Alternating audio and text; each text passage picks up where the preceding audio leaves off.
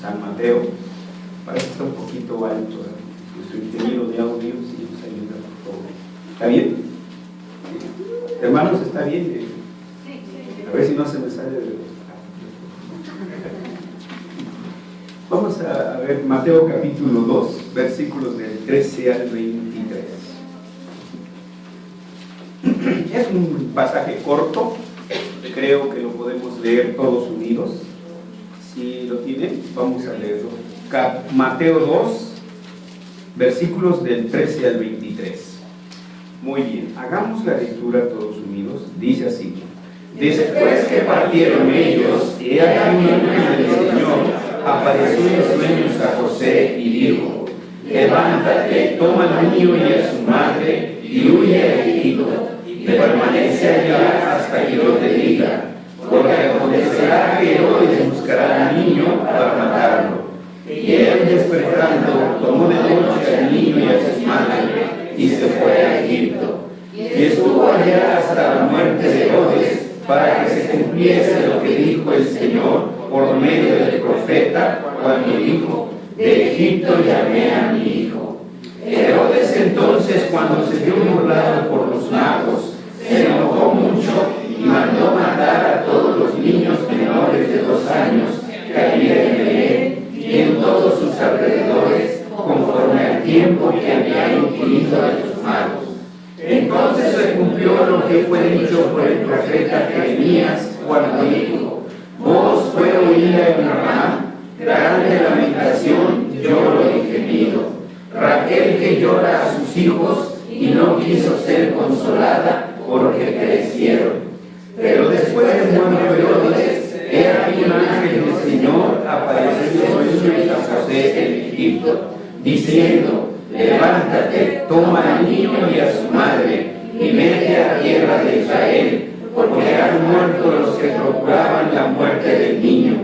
Entonces él se levantó y tomó al niño y a su madre, y vino a tierra de Israel. Pero oyendo que Arquelao reinaba en Judea en lugar de Herodes su padre, tuvo temor de ir allá, pero avisado por revelación en sueños, se fue a la región de Galilea, y vino y halló en la ciudad que se llama Nazaret, para que se cumpliese lo que fue dicho por los profetas, que había de ser llamado Nazareno.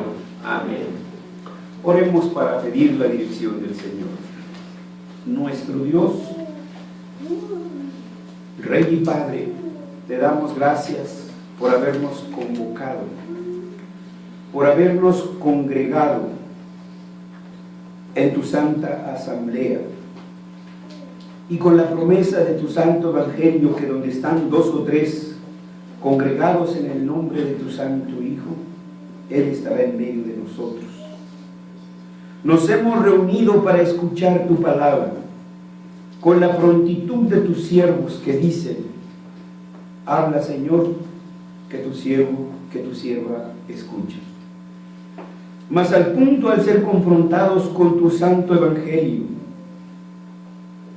notamos, Señor, que somos lerdos en entendimiento, Padre, que somos duros de cerviz, que nuestros racionalismos nos apartan, Señor, del mensaje que tú tienes para nuestras vidas, para nuestros espíritus, a través de tu poderoso evangelio.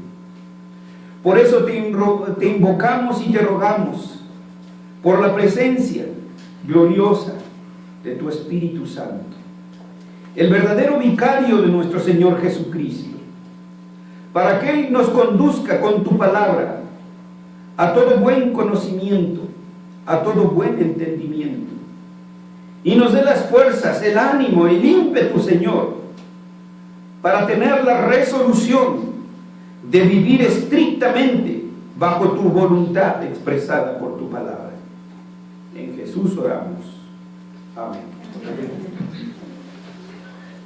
Pues como ya lo habrán notado, hoy voy a hablar de los santos inocentes. Líbreme el Señor. No es así, hermanos. Ciertamente este pasaje tiene alguna relación con eso que hemos escuchado del día de los santos inocentes. Una breve introducción de lo que es esto, porque no vamos a disertar sobre ello. El Día de los Santos Inocentes es la conmemoración de un episodio infame en la historia del cristianismo: la matanza de los niños menores de 2 años nacidos en Belén de Judea, y ordenada por el rey Herodes, con el fin de deshacerse del nacido rey llamado Jesús, rey de los judíos. La Iglesia papista recuerda este acontecimiento el 28 de diciembre, aunque de acuerdo con los evangelios, la matanza debió de haber sucedido después de la visita de los magos al rey Herodes, algunos días después de lo que hoy es 6 de enero. Aunque por supuesto también la fecha de la visita de los magos es imprecisa, ya lo mencionamos hace 8 días. En su lugar, el día de hoy, la Iglesia romanista, no nosotros, en este domingo 13, después de la Epifanía, está celebrando el santo bautismo de nuestro Señor Jesucristo. Cualquiera de ustedes que se acerque hoy en día a una de las misas de estas iglesias, ustedes verán que el tema que ellos están tratando hoy es el bautismo de nuestro Señor Jesucristo. Lo están conmemorando. Volviendo al punto del Día de los Santos Inocentes, en Latinoamérica y en España es costumbre realizar en el llamado Día de los Santos Inocentes bromas de toda índole y a veces muy pesadas. Sobre todo, pedir cosas prestadas con la intención malévola de no devolverlas. Entre la chance y la risa, ya a ver si me quedo con ello. En algunas zonas de América es importante no prestar ningún bien en ese día, sea en objetos o sea en dinero, pues al prestarlo, o mejor dicho, el prestatario es libre de apropiarse de los bienes, sellando la broma con una frase que ya es muy común entre ellos: inocente palomita que te dejaste engañar, sabiendo que en este día nada se puede prestar. Y eso no me importa, hermanos. Allá que hagan. Lo que me repatea el hígado y me lo endurece y hace que la bilis se me derrame es que escuche esas bromas entre nuestro pueblo. Eso sí hace que me jale de los pelos, porque esto no es lo nuestro. Porque nosotros no dependemos de leyendas, nosotros no dependemos de tradiciones, nosotros nos apegamos estrictamente al texto de la Sagrada Escritura. Y en el pasaje que acabamos de leer lo que vemos es que el rey de los judíos es perseguido por Herodes, sí, pero protegido por Dios. Como leíamos en el Salmo, Dios se rirá de ellos, en el Salmo 2, ¿sí? Porque contra la gracia nadie puede. El pecado no puede sobrepasar la gracia. Y Dios tenía en sus planes salvar a su pueblo que vivía en tinieblas y en pecados. Y quien iba a pagar esa deuda que nosotros debíamos era su Hijo Jesucristo. De consiguiente, nuestro tema de hoy es: el reino del Mesías es perseguido. Y según nos lo plantea el pasaje que acabamos de leer, encontramos 3 principales divisiones. La primera, la huida a Egipto. ¿Por qué huyó el Señor a Egipto si de allá los había sacado? Bueno, vamos a tratar de explicarlo. 2, el infanticidio de Belén. ¡Qué Dios tan cruel!, ¿no? Permite, teniendo el poder en sus manos, permite que inocentes criaturitas sean muertas en frente de sus madres. Tendremos que explicarlo, por supuesto. Y tercero, el regreso a Nazaret. ¿Por qué no a Belén? ¿Por qué no a Jerusalén? Bueno, la escritura no está narrada y escrita ahí caprichosamente. Y eso es lo que vamos a tratar de explicar esta tarde. Iremos entonces a la primera sección, la huida del rey hacia Egipto. Herodes sintió que su reino estaba amenazado. Quería saber en dónde se encontraba el niño, pero no para adorarlo, sino para matarlo. Le había dicho a los magos: vayan, averigüen dónde está, y cuando lo encuentren me lo dicen, porque yo quiero irlo a adorar. Así son los hombres de malvados, mentirosos, ¿sí? Él quería localizarlo para matarlo, aun cuando no estaba seguro de que los magos estuvieran en lo correcto. Él temía a lo desconocido y no quería que resultara cierto lo de el nuevo rey. Si le echamos un vistazo ligero al capítulo 12 de Apocalipsis, ahí se describe un gran dragón escarlata, quien representa la hostilidad permanente del reino de las tinieblas. Escuchen, hostilidad permanente. Si pudieran hacernos desaparecer los papistas romanistas, lo harían con mucho gusto. Pero en la gracia de Dios, ha creado gobiernos, ha creado leyes que cumplen su voluntad.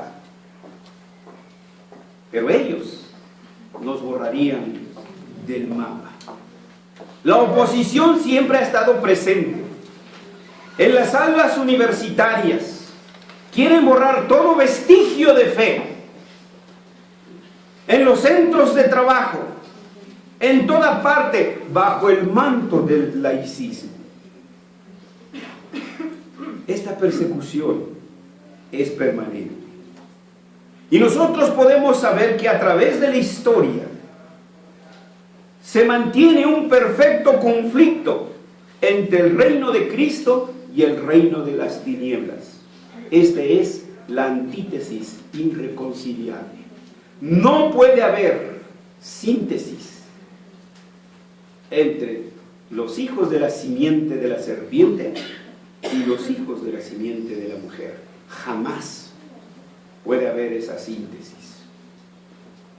Esta persecución del dragón es personificada aquí en el rey Herodes, quien se convierte en el instrumento del diablo, y no por esto inocente, para tratar de aniquilar al rey de los judíos, y no se cumpla la promesa dada a nuestro padre Adán, y después enseñada por los patriarcas, por los profetas, y proclamada cuando ésta se cumplió por los apóstoles, pastores y evangelistas. Y aún hoy nos impide. Nosotros no tenemos permiso de salir a la calle y proclamar el evangelio y repartir folletos, porque rápido nos cae una patrulla. Pero ustedes saben quiénes sí lo pueden hacer, y libremente. Entonces, vean, ese conflicto es permanente. Dios, por medio de un ángel, según vamos siguiendo la narrativa, le ordena a José tomar a María y al niño para que huyan a Egipto. Y en esto se ve el cuidado protector de Dios. El que está bajo sus alas siempre estará protegido. Pero una pregunta: ¿por qué a Egipto? Este era un lugar del cual los judíos no querían ni recordarlo. 400 años de esclavitud.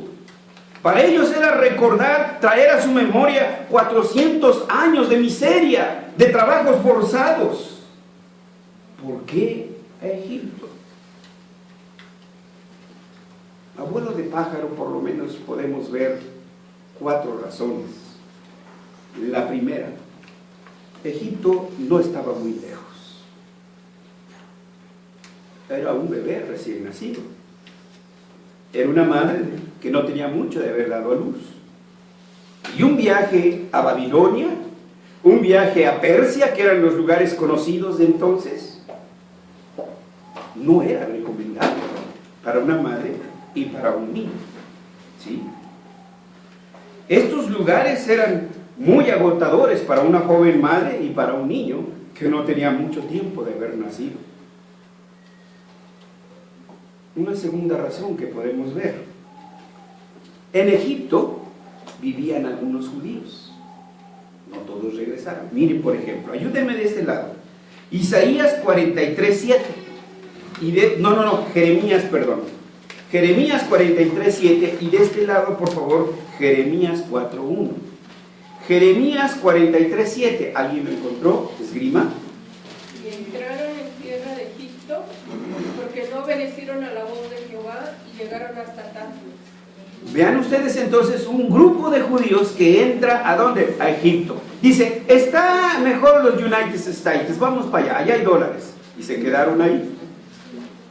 Ahora Isaías 44:1. Digo Jeremías otra vez, yo con Isaías. Si te volvieres, oh Israel, dice Jehová, vuélvete a mí, y si quitares delante de mis abominaciones, y no anduvieres de acá para allá,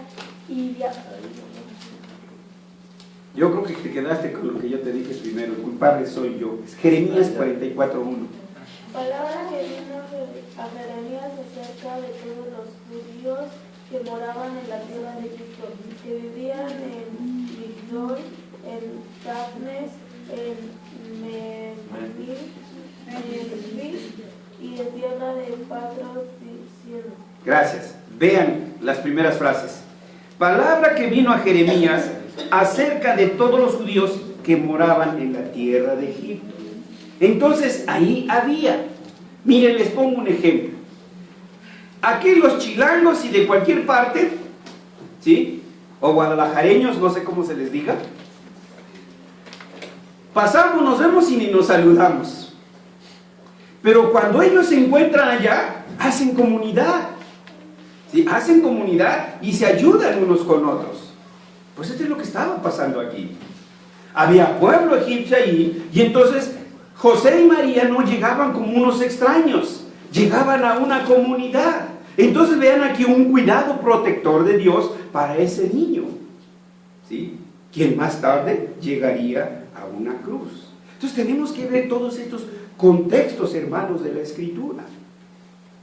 ¿Recuerdan el Pentecostés? Leamos Hechos 2:10.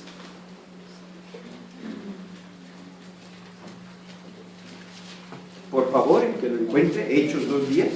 Frigia y Panfilia, Egipto y las regiones de África más allá de Cirene, y romanos aquí residentes, tanto judíos como prosélitos. Entonces, ven, se están preguntando la multitud, ¿cómo es posible que les podemos entender? Si aquí habemos de todos los idiomas, y menciona, ¿no? Medos, persas, y menciona también los egipcios, que habían venido de Egipto a esta tierra de Israel para celebrar la Pascua. Digo, el Pentecostés, perdón. Entonces, ¿por qué Egipto? Porque ahí iba a encontrar una comunidad de paisanos, pues que le iban a apoyar de alguna manera, hermanos. Entonces, esa es la providencia de Dios. Y uno ya no cree en la providencia de Dios, ¿sí? Si no tengo aquí el cheque, me desmayo. Si no tengo en la cuenta, me desmayo, ¿no? Ya, se nos cierra el mundo. Nos corren de la empresa y se nos nubla todo. Se nos vuelve todo negro, se nos vuelve todo blanco, hermanos. Si todo esto que está aquí es nuestro, si la Escritura dice, en el surco del pobre hay mucho pan, ¿quién lo está prometiendo? ¿Un candidato político? Es nuestro Señor. Pero enseguida dice, solo que se pierde por falta de coco. Esto es lo que nos falta, hermanos. Ser emprendedores, ser iniciadores. Pero las promesas, ahí están. Tenemos, hermanos, un tercer motivo por el cual pensar que el Señor mandó a José, a María y al niño a Egipto, porque estaba fuera de los dominios de Herodes. A la fecha, ustedes saben, Egipto odia a Israel, y en la primera oportunidad los acabarían. Irán, si tuviera la oportunidad, acabaría a Israel. No son unas blancas palomitas, pero son el pueblo de Dios, y Él ha juramentado por amor a su pacto guardarlos. Si Hitler no pudo con ellos, menos van a poder estos otros. Repito, no son una blanca palomita, porque el pecado se ha introducido en todos los seres humanos, y ellos también tienen pecado. Pero esa es la gracia del Señor, que un día abre nuestros ojos y podemos ver nuestro pecado y acudir a donde está la solución a nuestro pecado. Pero quiero mencionar un motivo más por el cual el Señor envió a la familia sagrada a Egipto, para que se cumpliera la profecía: de Egipto llamé a mi hijo. Oseas 11:1. Nótese, el Evangelio según San Mateo está lleno de profecías. ¿Por qué? Porque querían que el pueblo judío pudiera identificar que el Mesías había llegado. Y una señal era el cumplimiento de esas profecías que ellos sí conocían. Ahora, pero también una razón por qué el Señor estaba enviando al Mesías a Egipto. Pero ¿qué dice la Escritura? ¿Qué dice Isaías? Toda nuestra maldad, todo nuestro pecado lo cargó ¿sobre quién? Sobre Él. El que era sin pecado se hizo semejante a nosotros en todo, menos en pecado. Entonces iba a Israel, donde su pueblo estaba cautivo.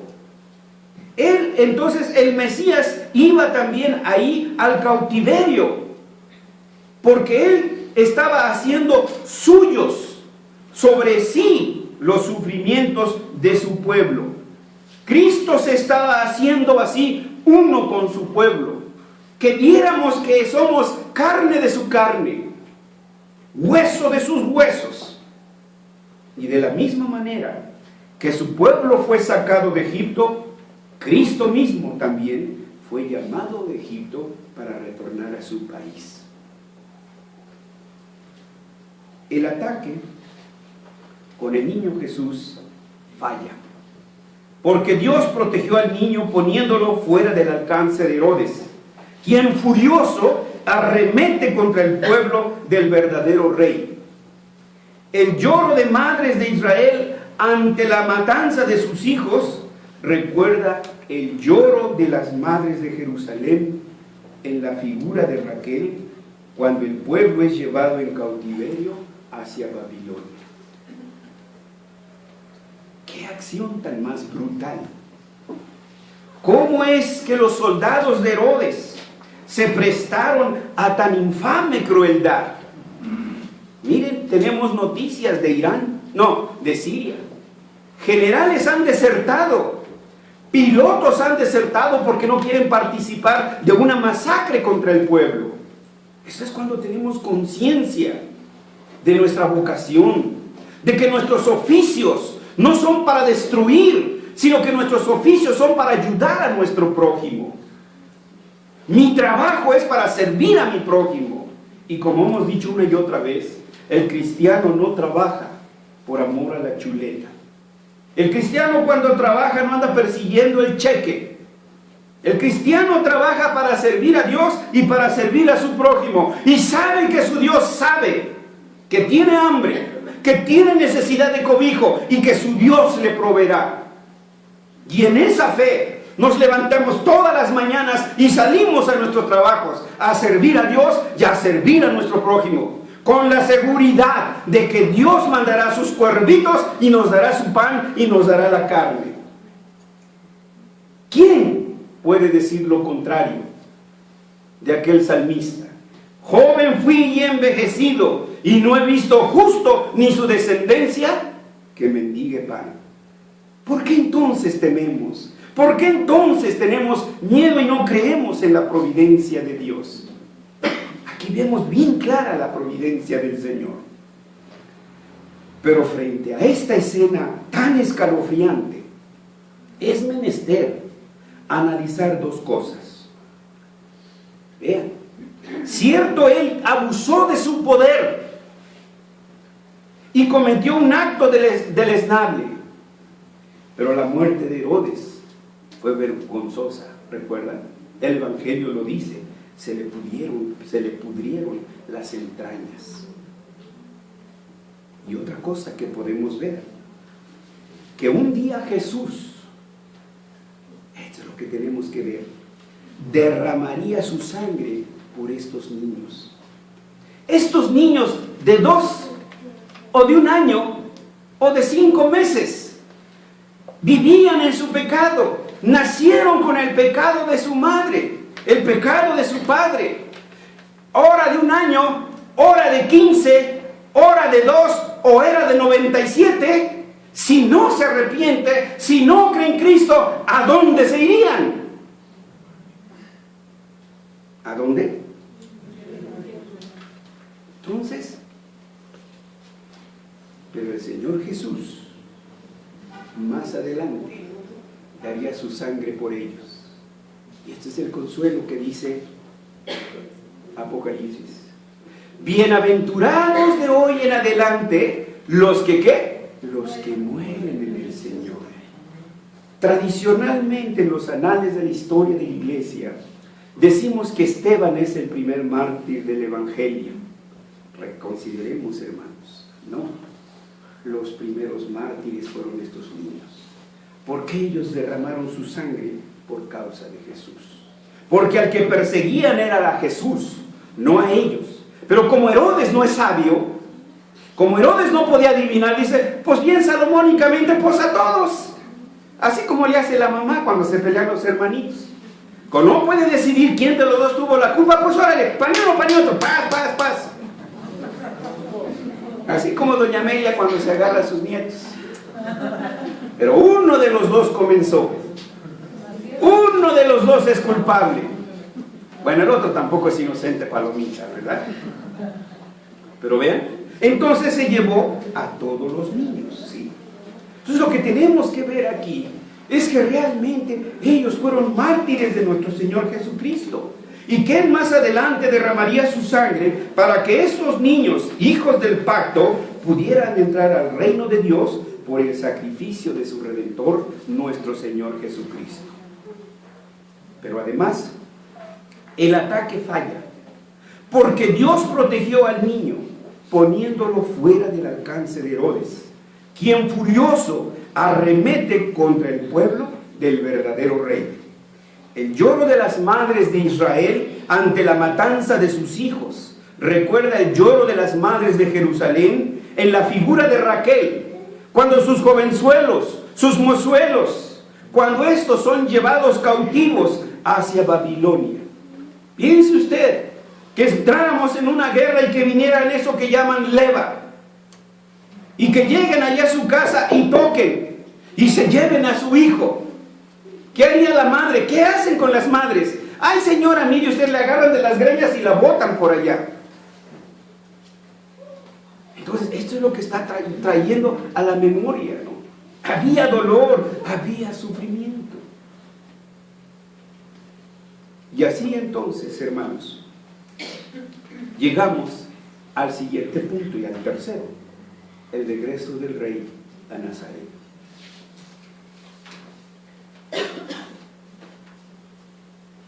¿Qué es lo que notamos?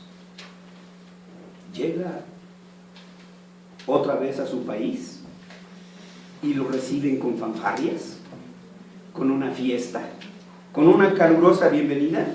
No, él vive ahí como un desconocido, el hijo del rey David. ¿Sí? ¿Se acuerdan de la cantata de la Navidad de Menchita? ¿Sí? Bueno, eso es algo ficticio lo que está ahí, ¿no? Pero ahí en esta cantata dice que se van a quedar aquí en la paja de los animales. Y otro de los animalitos dice, ¿y eso qué tiene de malo? Si yo mismo nací aquí, es un animalito. Y el burro le responde, pero es que no han comprendido. Este es el hijo del rey David. Entonces, hermanos, quien estaba en mero Israel era el descendiente de David, era el rey de Israel. Pero llega como un desconocido. El hijo del rey David viene a Nazaret como el hijo del carpintero José. Jesús es el rey en humillación, así como su pueblo es el pueblo escondido de Dios. ¿Quién de ustedes, quién de nosotros puede decir con orgullo, soy cristiano? Bueno, debemos de decirlo. Uy, sí, pero se van a decir, oye, qué bueno que eres cristiano. No, hermanos, se ríen de usted. Se ríen de los pobrecitos. No pudiste pensar en más. No puedes llegar a más. ¿Sí? No. Pero si usted dice, mire, tengo este doctorado, tengo este yate, tengo esto, tengo lo otro. Luego, ¿verdad? Cambian las perspectivas. ¿Sí? Nosotros seguimos siendo pueblo desconocido. Es más, objeto de burlas para ellos. ¿Sí? Pobrecito de ti. ¿Sí? Cristo, aquí en su tierra, vive en el anonimato, bajo las sombras del pueblo de Nazaret, en donde creció como un desconocido entre los hombres. Entonces, volviendo, ¿por qué Cristo tenía que ir a Egipto y izar toda esa travesía para llegar nuevamente a Israel? Porque el Salvador debería experimentar todos los sufrimientos de su pueblo y llevarlos sobre sí para expiarlos con su sangre y clavarlos en la cruz, donde está el acta de los decretos de nuestros pecados y la horrible sentencia para ellos. Porque la paga del pecado es muerte. Pero la muerte la iba a sufrir nuestro Redentor, la muerte en una ignominiosa cruz. Pero así como el pueblo fue liberado de la esclavitud de Egipto, así Jesús liberaría a su pueblo de la opresión de sus pecados, y se cumpliría la profecía: de Egipto llamé a mi hijo. ¿Sí? Y entonces lo vemos ahora allí en Nazaret. ¿A qué conclusión entonces, hermanos, podemos llegar? En el Evangelio según San Mateo, se trata de probar por medio de las profecías cumplidas que Jesús era el Mesías esperado por Israel. Una y otra vez se citan las profecías del Antiguo Testamento. A lo suyo vino y los suyos no le recibieron, porque no lo reconocieron. Bienaventurados somos nosotros, porque no nos lo reveló carne ni sangre, sino nuestro Padre que está en los cielos. Porque es por gracia, no por obras. Por gracia, no por obras. Es por revelación, no por erudición académica o algún otro medio. A Dios no se le puede sobornar. No existen las obras de supererogación, que quiere decir, te pagué Dios y todavía me sales debiendo. Cristo se crió en Nazaret, olvidado por todos, pero a su tiempo Dios nuevamente lo daría a conocer a su pueblo, y con su Hijo la salvación de los pecadores. Qué misteriosos son los caminos del Señor. Aunque no lo entendamos, hermanos, como el apóstol Pedro. Si toda la noche hemos estado ahí, no hemos pescado nada, pero porque tú lo dices, en tu nombre echamos las redes. Por fe andamos, hermanos, no por vista. Solo creamos en las promesas del Señor. Y sus promesas ahí están y se harán una realidad en nuestras vidas si nosotros seguimos fiel y a puntillas su voluntad y cada una de sus indicaciones en las Escrituras. Hermanos, algo más que quiero que quede en nuestra memoria. Justo cuando las expectativas humanas decaen, cuando ya todo lo tenemos perdido, cuando ya no tenemos esperanzas, cuando el milagro de Dios aparece. Confíe que los problemas no nos arreden, así como en un día nublado. No vemos el sol, pero sabemos que allí está. Así, aun cuando en medio de los problemas no veamos la providencia de Dios, pero sabemos que allí está y que Él obrará. Y en su nombre echemos las redes. Que Dios nos ayude a ver sus santas promesas en el Evangelio en todos los aspectos de nuestras vidas y confiemos en su providencia. Vamos a orar. Nuestro amado Dios, gracias por recordarnos que ni una de tus promesas cae, que todas se cumplen. ¿Cuántas centurias pasaron? ¿Cuántos milenios pasaron para que tu promesa dada a nuestro padre Adán se cumpliera en tu Hijo Jesucristo? ¿Con cuánta expectativa esperó Abraham la simiente que vendría de sus lomos? Los patriarcas, Jacob y cada uno de los que tú llamaste. Tu pueblo que siempre esperó la venida de tu Hijo, hasta el día que tú cumpliste esa promesa. Señor, ¿cuántos en nuestro país murieron con la esperanza de ver un pueblo mexicano redimido? Un pueblo que doblara sus rodillas a nuestro Señor Jesucristo. Ellos no pudieron ver la libertad que ahora tú nos das de adorarte en público. Ellos fueron perseguidos, Señor. Pero muchos de ellos están ahora en tu presencia, Señor. En donde un día nosotros también estaremos, hasta que tú traigas una purificación a esta tierra. Gracias, Señor, por tus promesas. Gracias por habernos hecho tus hijos. Gracias porque nuestras promesas son para nuestros hijos y tú harás la obra en sus corazones hasta que ellos de sus propios labios digan: Jesús es el Señor. Y porque esta promesa será también para nuestros nietos y nuestros bisnietos y todas las generaciones por venir. Que tu iglesia proclame este poderoso evangelio, Señor. En Jesús te lo rogamos. Amén.